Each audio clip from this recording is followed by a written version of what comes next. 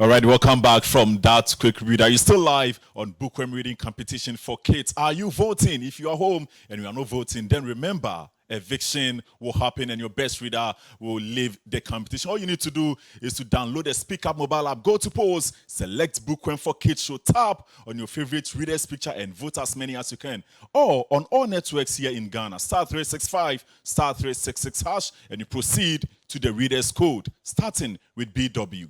Keep voting to keep them in the competition. Next is Lawrence Misa.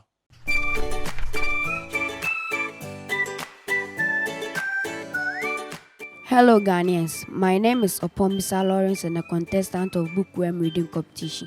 Kindly vote for me to keep me in the competition. Bookworm, read today, lead tomorrow. Thank you.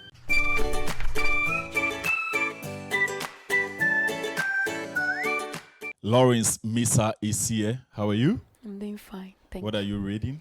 National Commission for Civic Education. Judges, if you are ready, then I guess Lawrence is also ready for us. Start. National Commission for Civic Education. The National Commission for Civic Education is a government agency in Ghana. The commission is responsible for the education of Ghanaians on civic matters. The commission was established by Act 452 of the Parliament of Ghana in 1993. The commission is made up of a chairman, 2 deputy chairmen and 4 commission members. The 7 commission members constitute the governing body of the commission. The work of the NCCE comes to the fore during election years in Ghana when through public education is done to sensitive electorates about the voting procedure and their conduct before, during and after presidential and public elections. Prior to the 2012 Ghanaian general elections, the commission educated all the electorates on the new biometric voting system that was going to be used. They also engaged the citizens on all matters related to their civic rights. They mostly visit schools to engage them peoples on their fundamental rights and use a similar approach in communities. Thank you so much, Lawrence. Judges? Lawrence, how are you? Fine. Good. I love your reading, but you need to take your time, okay? So that you'll be able to mention some of the words correctly, okay? Okay. Let me ask you these 2 questions, then we'll do some few corrections, okay? Are you ready? Yes. Good. In which year was the commission established? In 1993. Very good. Very good. And how many commission members form the governing body of the commission? 452. No. The commission body members, those who form the body of the commission. People in Ghana. There are people in Ghana, but we have a number, a specific number that forms the board.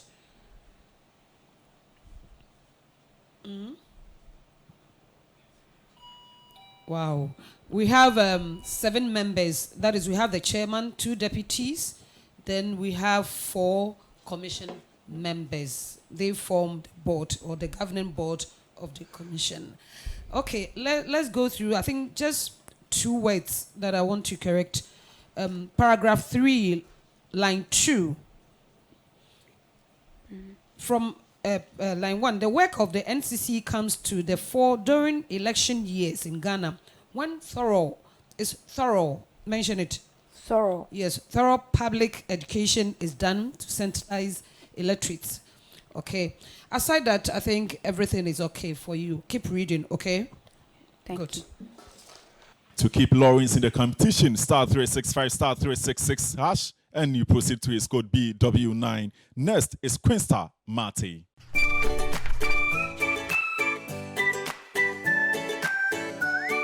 Hello, Ghanaians. My name is Kinsta Mate, and I am a contestant of the Bookworm Reading Competition. Please vote for me to keep me in the competition. Bookworm, read today, read tomorrow. Thank you.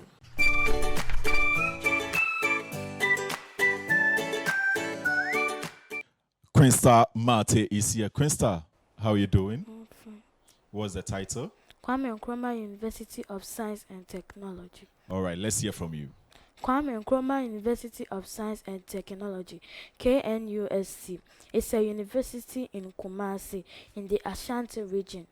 Established in 1952, it is a public university and the largest university in the Kumasi metropolis and in the Ashanti region.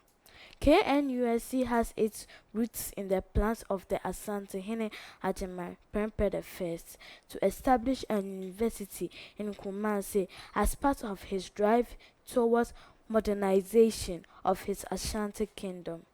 This plan never came to fruition due to the clash between British Empire expansion and the desire for King Prempeh I to preserve his Ashanti kingdom's independence. However, his younger brother and successor, Asantehene Ajimai Prempeh II, upon ascending to the golden stool in 1935, continued with this vision. Events in the Gold Coast in the 1940s played into his hands. First, there was the establishment of the University College of the Gold Coast.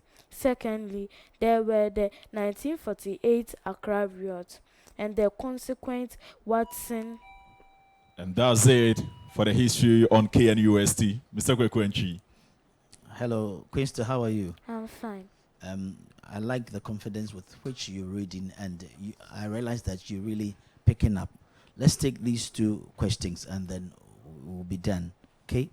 In which year, according to the first paragraph, was KNUST established? In which year? 1952. That's a good attempt. And then, which Ashanti king tried to establish the KNUST during his time? Asantehene Ajimai Prempeh I. Great. I'll give you that. Okay. That's a beautiful attempt, and you keep on studying, keep on reading so that you can lead. Okay. Thank you. And that's it. To vote for Quinsta Mate, star 365 star 366 hash, and you proceed to her code BW10. Next is Nana Ya Akosa.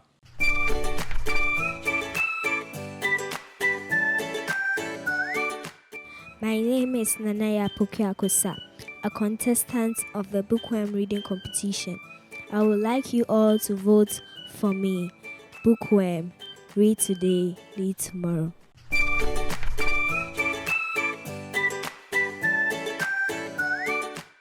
Joining us now is Nanaya Akosa. Nana, are you ready for today? Yes, please. You are dealing with institutions, so what do you have? Hospital administration. All right, let's hear from you. The legally constituted governing body of the hospital, with full responsibility for the conduct and efficient management of the hospital, is usually a hospital board. The board establishes policy and, on the advice of a medical advisory board, appoints a medical staff and an administrator. It exercises control over expenditures and has the responsibility for maintaining professional standards. The administrator is the chief executive officer of the hospital and is responsible to the board. In a large hospital, there are many separate departments, each of which is controlled by a department head. The largest department in any hospital is nursing, followed by the dietary department and housekeeping.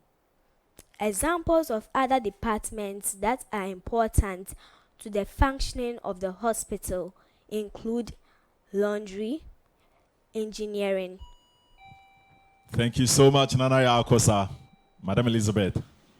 Nanaya, what can I say? That was very, very good delivery. Your confidence level was just on point. Your pronunciations, you pause when there's a comma, and then on and on. That was very lovely, my dear. So we are going to answer some questions over here, okay? Okay. So, question 1. Who is the chief executive officer of a hospital? The Chief Administrative Board. You have done well, but just come again, you can do it. Who is the chief executive officer of a hospital? The Head Administrative Board. It's the administrator. Okay. Okay, let's come to number 2. Which body or group at the hospital establishes policies? The Administrative Board. Hope to see you next week.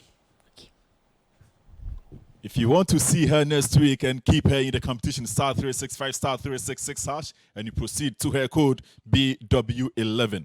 Next is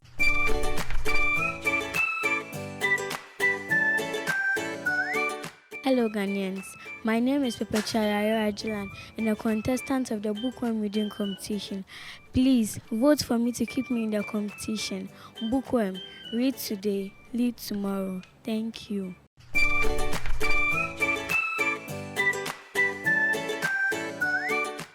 with us now is Perpetua Jilan. How are you doing? Fine, thank you. Are you ready? Yes, please. What are you reading for us? Overview of a hospital. So you want to tell us what the hospital is about, right? Yes, All please. right, start. Overview of a hospital. A hospital is an institution that is built, staffed, and equipped by the diagnosis of disease, for the treatment, both medical and surgical, of the sick and injured, and for their housing during this process. The modern hospital also often serves as a center for investigation and for teachers. To better serve the wide-ranging needs of the community, the modern hospital has often developed outpatient facilities, as well as emergency, psychiatrist, and rehabilitation services. In addition, bedless hospitals provide strictly ambulatory outpatient care and day surgery. Patients arrive at the facility for short appointments.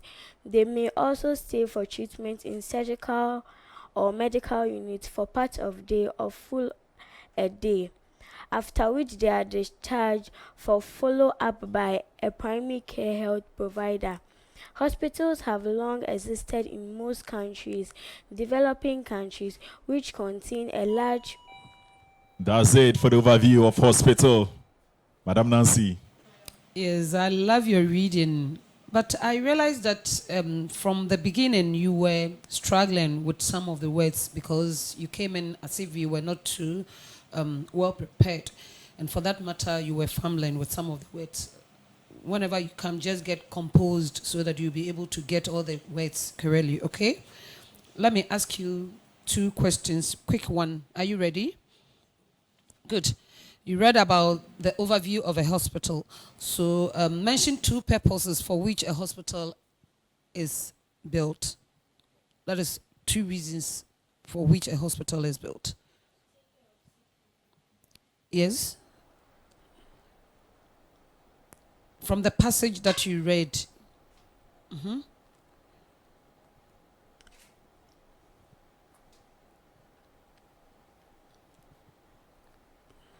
Okay. For diagnosis of diseases and also for the treatment of disease. Okay?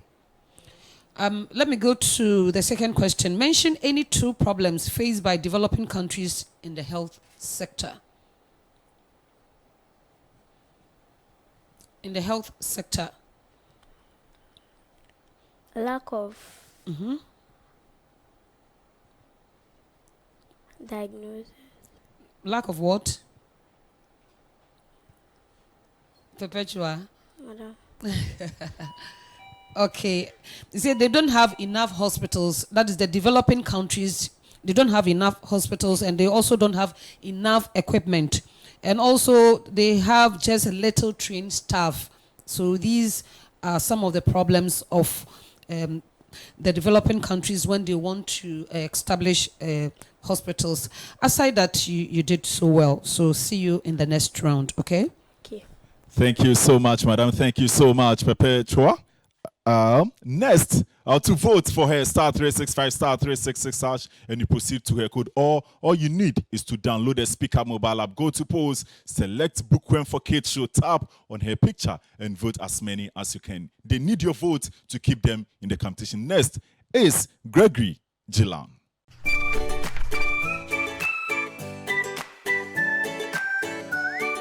Hello Ghanaians, my name is Gregory Gillan and I am a contestant of the Bookworm Reading Competition. Please vote for me to keep me in this competition.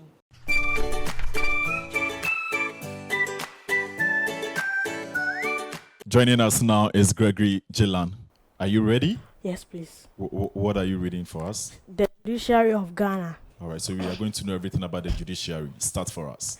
The Judiciary of Ghana comprises the Superior Courts of Judicature, established under the 1992 Constitution, and the inferior courts established by Parliament.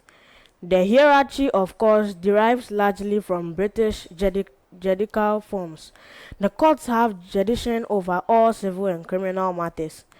The Ghanaian judiciary is divided into two sections, the Superior Courts of Judicature and lower level courts of tribunals. The Superior Courts of Judicature, as outlined in the Constitution of Ghana, include the Supreme Court, the Court of Appeal, the High Court and regional tribunals. There is no formal constitutional structure for the lower level courts and tribunals, as these are established on a case-by-case basis by Parliament. The head of the judiciary is the Chief Justice of the Republic of Ghana, who is appointed by the President of Ghana. The Supreme Court is composed of the Chief Justice and at least 9 other justices, but is able to hear cases with at least 5 justices sitting at one time. In order for someone to be nominated to the Supreme Court, they must have practiced law for at least 15 years prior to their nomination. The Supreme Court, highest court, and therefore the final court of all appeals in Ghana, and all lower level courts must abide by the decisions by which the Supreme Court comes to. The next below the Supreme Court is the Court of Appeal, which is made up of the Chief Justice and no fewer than 10 justices of the Superior Court, all of which need to practice at least 12 years of law before they are considered for appointment. Keywords: judicature, juridical, nomination. All right, thank you so much. And that was very insightful into Ghana's judicial system. Mr. Kweku Entry. Gillan, how are you? So I'm fine, thank you. I realize that you're a very serious student. You very business-like when you are delivering, and your confidence level is very, very high. And I realize that you are one of the students who is always finishing their scripts, and that is commendable. Keep it up. Let's take these two questions, okay? Who is the head of the judiciary in Ghana? The Chief Justice. That's good. And then who appoints the Chief Justice? Please, the President. Great. I like that.